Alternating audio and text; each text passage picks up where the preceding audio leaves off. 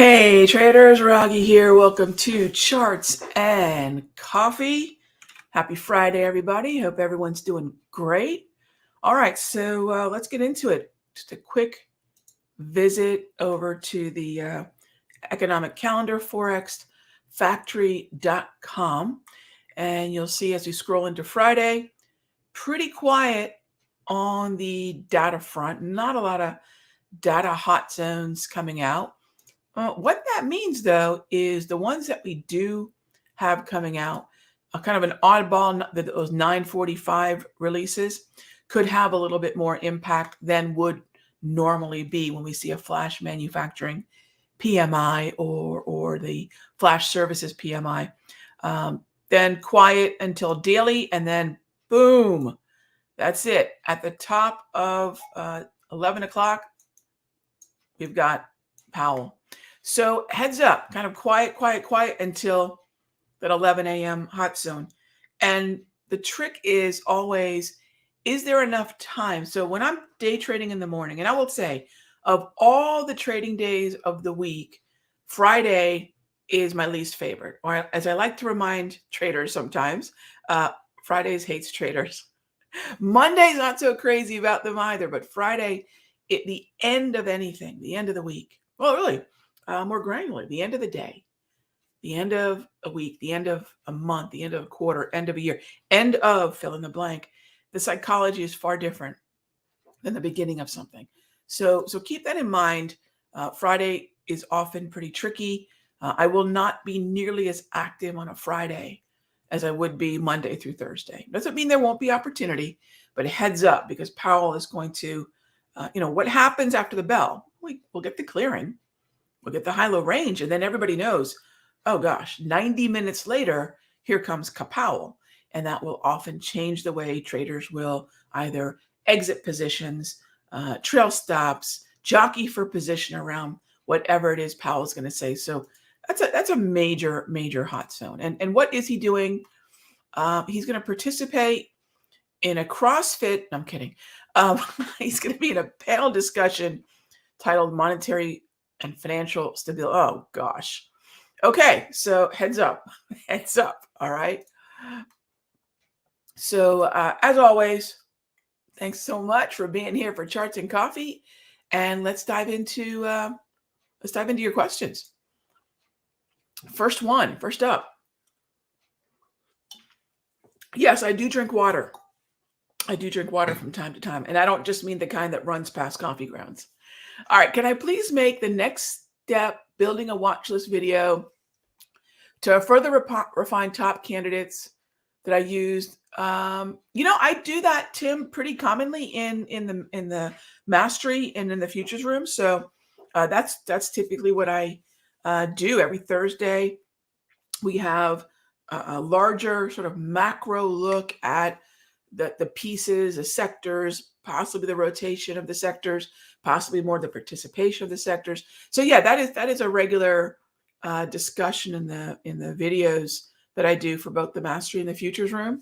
And then as far as the relationship between the wave and propulsion dots, the wave and propulsion dots, they're very much keying off similar indicators. Are both exponential, moving average, reliant.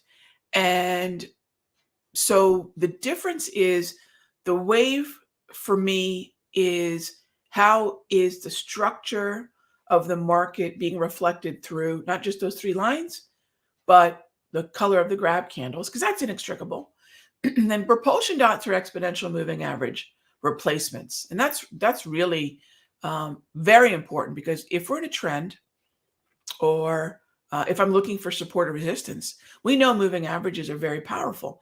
But what I love about propulsion is the way that I look at it is it's a self-correcting moving average. And by the way, all those indicators that Tim just mentioned, gang, Tim probably knows this, but I want to make sure everybody here at Charts and Coffee know this. You can head on over to countdowntrader.com and you can grab the propulsion from that website. Okay. Free, gratis.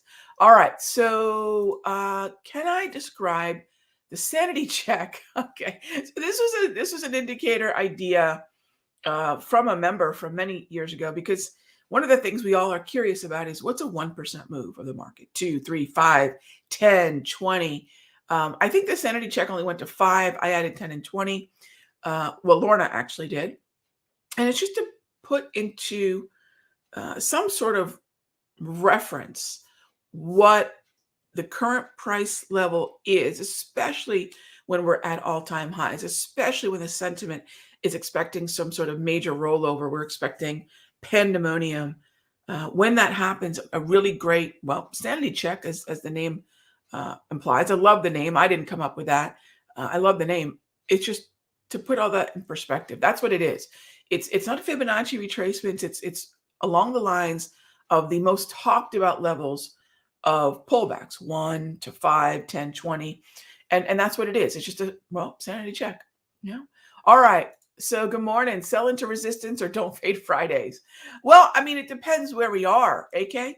So when you look at the NQ in terms of whether we're actually at or near resistance, we're not there yet. I mean, we've got a ways to go before I would look at our testing those all-time highs and whether or not we could sell into that. So I don't have any proximity to that on the NQ.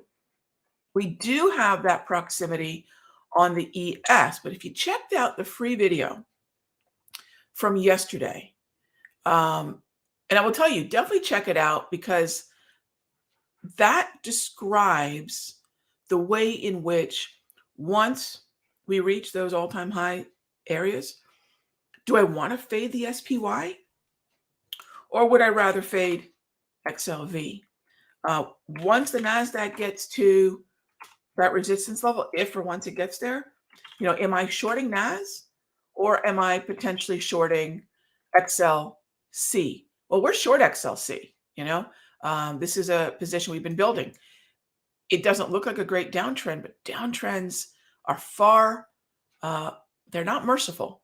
When you take a look at an uptrend and sort of the calm organization usually of an uptrend, if it does have a moment of volatility, it's usually in the direction of the uptrend. It's uptrends are the kinder, gentler of the two trends.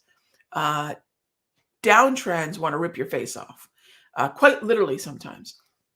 So we have to calibrate in such a way that we can handle the more emphatic moves to the upside, these short squeezes, the bottom picking, whatever. But we're short XLC. That's a better corner of the NAS. So I hope that helps. I hope that makes sense. So I don't know whether or not ultimately we move lower on the NAS as well as we might move lower on the XLC, or whether we might move lower better on the XLV, which looks a whole lot like XLC, right? So I definitely will say, don't fade Fridays though. Should really apply to the last hour of the day, because that's the sentiment that is going to have, recency bias, right? That's the sentiment that is most likely to affect the psychology in the most impactful way, meaning whatever that last hour movement is, that's where the don't fade comes up, okay? Jimmy, I hope your day is filled with joy as well. All right, Victor, taking ZM as an example. Okay, so taking ZM as an example, how can we get an edge in trying to distinguish an overbought during chop or a rip in a downtrend from a possible breakout? Okay, so the bottom line is, how do we know if I'm understanding the question right? How do I know if this isn't maybe a burgeoning 1, 2, 3 and a reversal, which, by the way, based on the structure of the 8, 13, 21, 34, it could be. That's what this is measuring down in here. Okay, it could be. Or do I fade the strength? So this is going to probably be not the answer folks want to hear, but it's probably the best answer and the truest answer. Oftentimes, reversals come at sort of the cost of stopping out a trend follow. So what do I mean by that? Reversals oftentimes, the prerequisite to a reversal oftentimes is that, let's say this is the 1, 2, 3. The 2 is what we're focused on. That's swing high. So if we're going to actually have that pattern for a reversal, a lot of times it's going to come as we are looking at a potential short within the confines of the wave, and it just doesn't work. And so what that means is we can only respect and react to what we have and trust by, it's not luck, it's not fortuitous, by planning that our stops are not going to, sort of, I think we've all been there before, kill our will to take that next trade, that it's not going to annihilate our account or our psyches in such a way that we feel paralyzed to take the next trade. And in this case, the next trade could be a buy as it takes out, say, 283.85. So I would say, though, as long as we can remain below the point of control, and that's what this white line is right here, the white line on the chart, that's the point of control dating back to about mid-August. Okay, that's the most volume that we've seen on this screen, on this chart. And then the 55 exponential, which is this right in here. As long as you can stay below that, I think the bears have a pretty good chance at holding these resistance levels. So sometimes we just have to say that oftentimes a reversal comes at the cost. Hopefully, again, you're keeping the paper cuts in place, comes at the cost of a trend following getting stopped out. That's oftentimes how it happens. And it also basically is in tune with what I believe to be true, which is nobody knows what's going to happen. We just use our tools and our strategies, whatever, as probabilities. If this is most probable, and then if that's not the scenario, what's then the next most probable thing? And if that's not the scenario, well, then what's the next most probable thing? All the while remembering that we cannot lose a lot. Whatever that number is for you. For me, I cap it off at a account risk, but we cannot lose a lot in that pursuit of the trade. So I think as long as you've got that balanced and understood, you're in a good spot. You're in a good spot. Okay. So thank you for the question, Victor. Good stuff. And yes, Michael, absolutely. Thank you. Yep. Kapowell's at 11. Absolutely. Never boring when he's on the mic. That is for sure. Next question is thoughts on TLT. Sure. So we start off with ZB, and I do have exposure to both. So all my cards on the table. Where we're stopping now, I don't believe anyone is surprised, right? I mean, we have this Darvis here, that previous Darvis signal in here. This is support, right? I mean, we can call it Darvis, but if we just sort of bring it down to its essence, that's support. It's an obstacle to more movement to the downside. It's an obstacle to more movement to the downside. So having said that, there's nothing for me to do here. The bulk of our positions were built inside or as we approached the wave. So take that over now. That ZB is the 30-year futures contract. The 30-year futures contract is going to give me the analysis and the confidence to take this trade, which is a movement into the wave on TLT. And it's the same trade. And in this case, we're using the ETF alternative of TLT puts. And as ZB hit that support, we've already scaled out. Now, remember, I said scale out. We're not getting flat. Part of, I believe, a trend follower's job is to do as best they can, like a rodeo cowboy, hang on, in this case, to the bear. It works better in a long analogy because the cowboy hanging on to the bull makes sense. The cowboy hanging on to the bear. Can you imagine if they open the chute and out comes this cowboy on a bear? That'd be hilarious. It would probably not end well for the cowboy. However, that is what we're doing here. So use the ZB to manage the TLT, and then what we have is an open short scaled out of half the position, That means we have another half to see how much lower is low, and I'm holding out for that.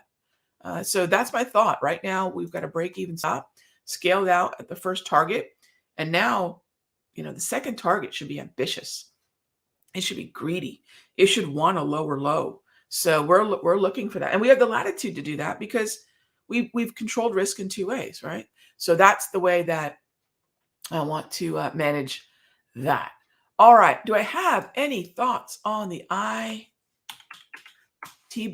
Hey there, Deborah. How are you? All right. So ITB. This was on my radar for a short, straight up. Why? Well, you can see. And I would still be looking at a short. It's tempting to look at the gap close in this area for resistance. In there, got a volume ledge also right in there. High on my list, probably not. What I would say though is, and you know what I'm going to say, and that is, let's open up the ITB. Let's take a look at the stocks within it. And is there a relative outperformer to the downside?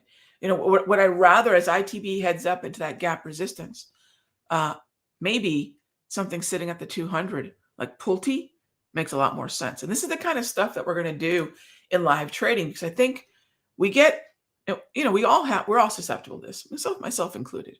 We have our secret squiggles. We all have our indicators, right? No one's indicator is less important than somebody else's. We find the tools that we like, right? We trust that they're going to give us the answers that we need. But before we get into how to trade a particular symbol, probably the question that should precede that, and that's the bulk of my work, especially with this current class that's going on right now, is why should I trade that symbol? Why that ETF or why that stock? Why that index or why that sector, right?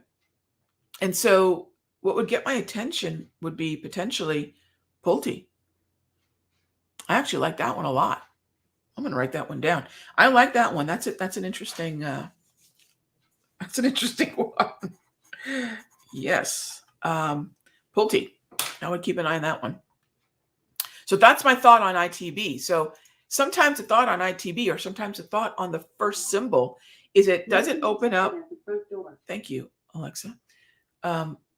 Alexa, mute yourself. So what I want to remember is that ITB could be the first question. It could open the door.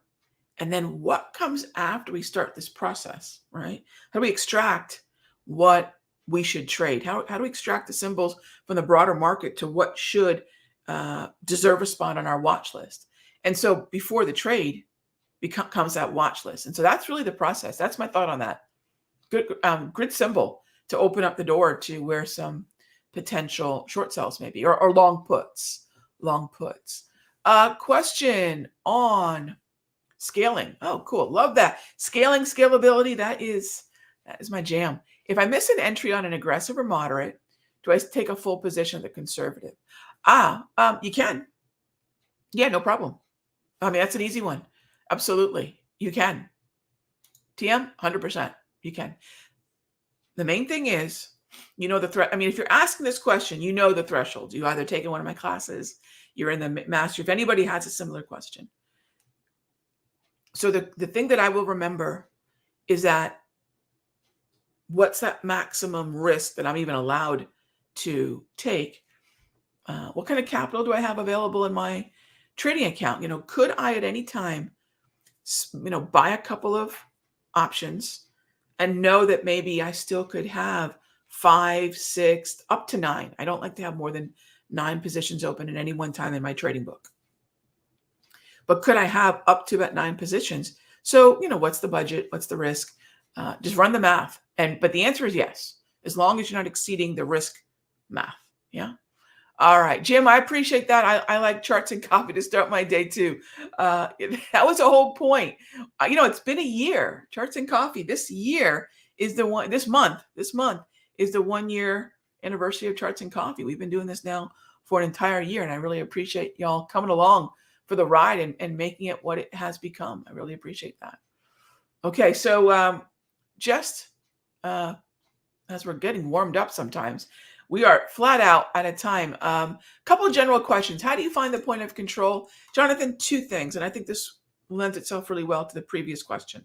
I look at volume, and if you've studied my submarket sonar or any of my day trading classes, and we have my day trading class available if you're curious about how we do it intraday or end of day, you have to anchor your point of control. The trick is, what date or time forward are you studying the main level of point of control from?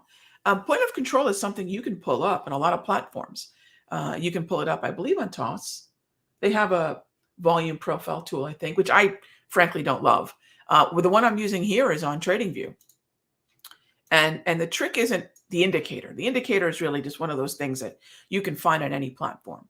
The trick is to have it anchorable. So a lot of tools that I use, like a VWAP, volume weighted average price, or volume profile, including point of control, value area high, value area low, these aren't things that are super secret nor unavailable. But what I've found, sadly, is they're not anchorable. So know where to anchor it, know the data you're studying.